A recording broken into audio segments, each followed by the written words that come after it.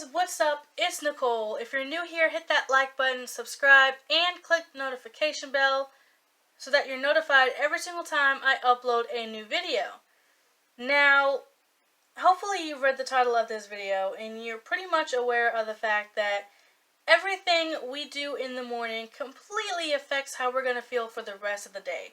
I'm going to provide you guys with a few things that you can do in the morning to be less irritable and less likely to attack your friends and family, especially since a lot of people are being forced to stay inside and work remotely.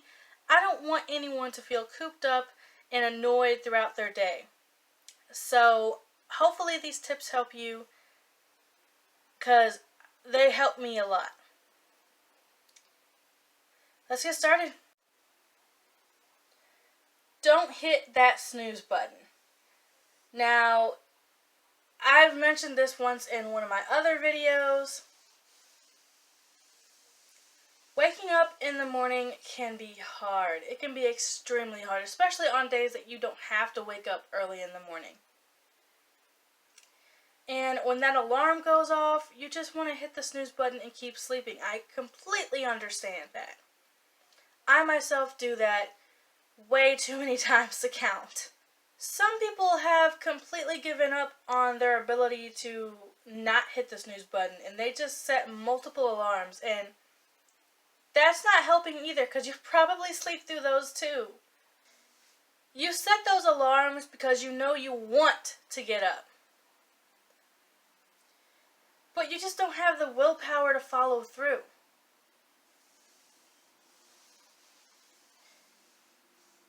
I've been there. Everyone's been there when you want to get up, you know you should get up, and you set that alarm so that you will, and then you don't.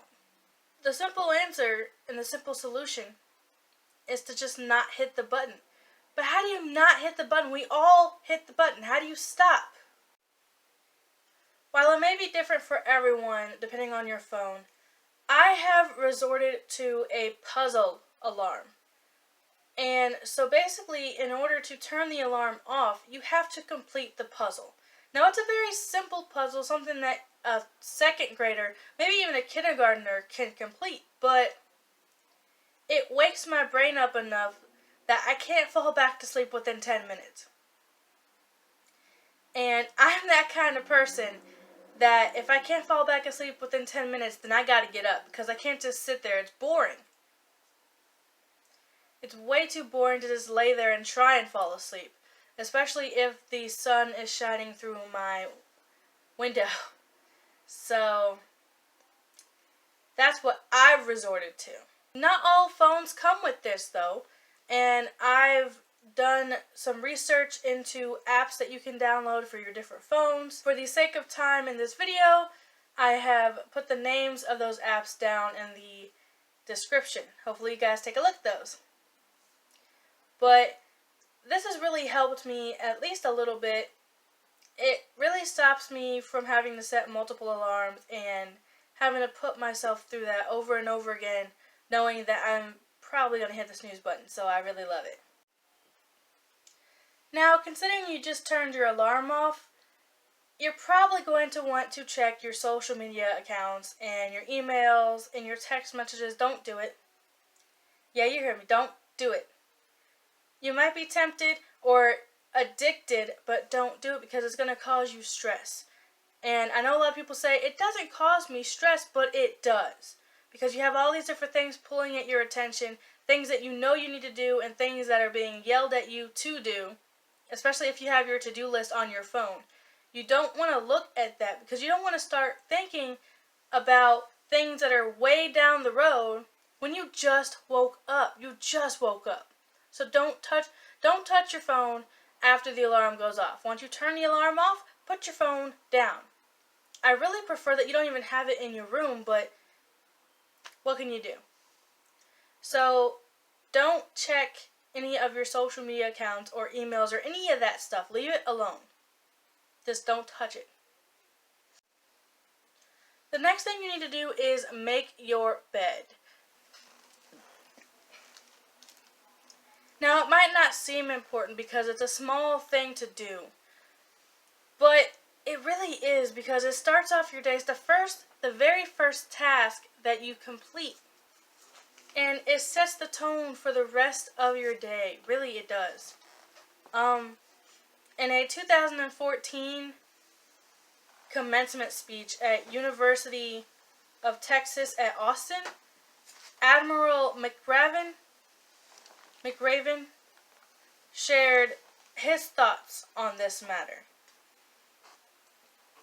He said, "If you make your bed every morning, you will have accomplished the first task of the day.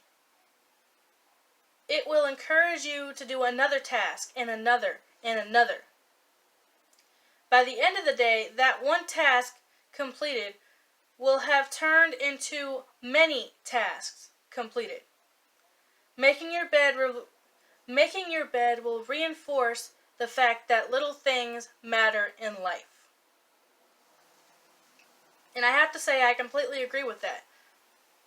So, wake up in the morning and make your bed. It doesn't matter if you're just throwing a blanket on, or if you just have to move the pillows around, or whatnot. Just make your bed. If you have multiple things to put on your bed, you do you. Just make the bed. It's not that hard. It also makes your room seem neater. Even if it is disorganized, it makes your room seem more neat because your bed is now made. The next thing you should be doing is freshening up.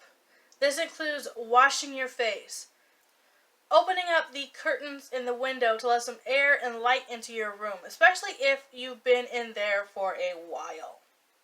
Especially now, since most people are going to be in their rooms for a while. So open up the window, open up the curtain. Don't forget to wash your face in the morning, splash your face with some water, or go through your morning skin routine, whatever that may be.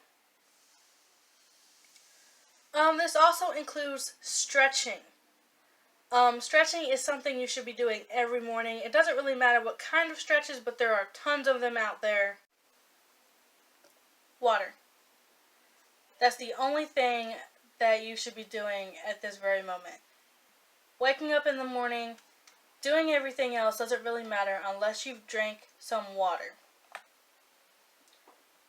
It could be a glass, it could be an entire water bottle full of water. Just drink some, because it's going to help release toxins from your skin and keep you hydrated as the day goes on. This is the first liquid going into your body the moment you wake up.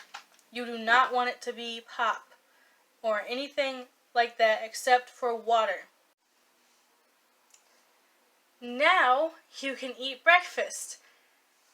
And hopefully you do eat breakfast, because this lets your body know that the day has started. It doesn't have to be a huge, gigantic breakfast, but it should be something, whether that's a bowl of cereal, a protein bar, a milkshake, or, a protein shake, or, I don't know, something. Eat something for breakfast so that your body can be full, or at least have something to break down when you go throughout your day. Don't be waiting until lunch to start eating. Eat something for breakfast.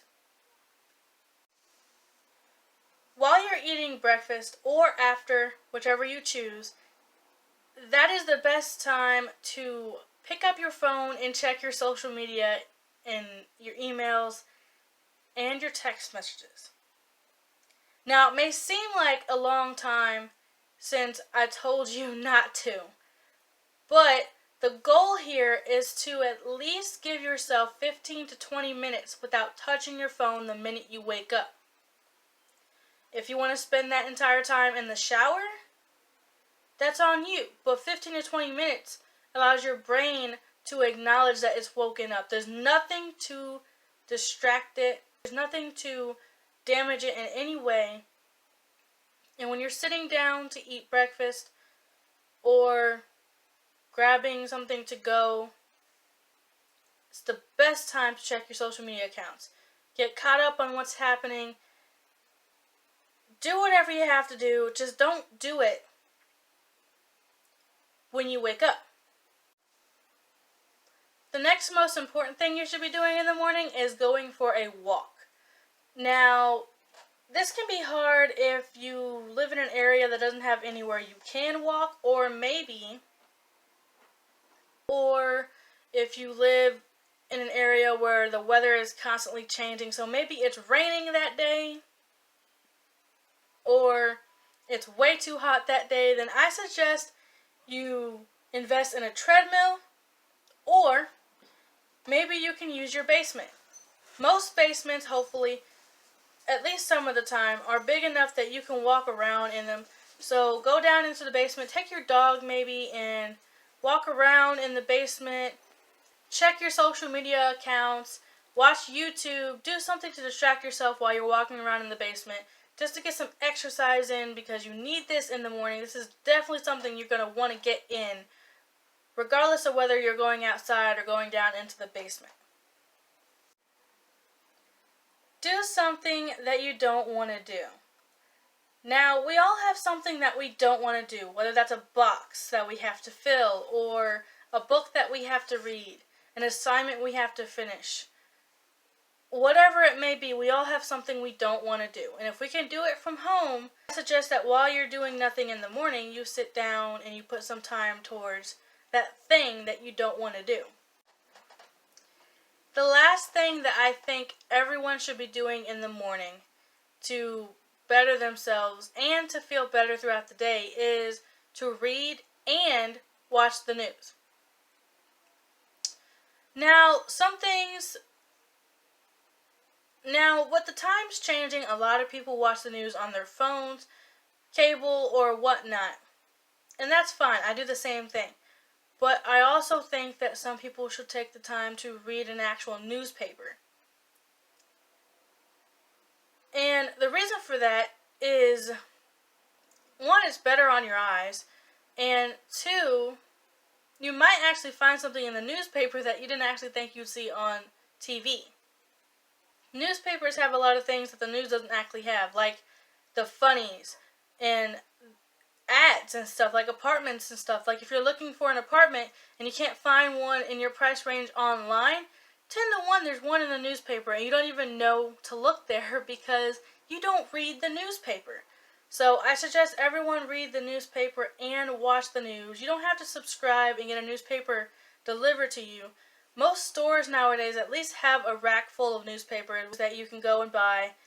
The average price that I've seen was $1, aside from CVS that sells them for $3.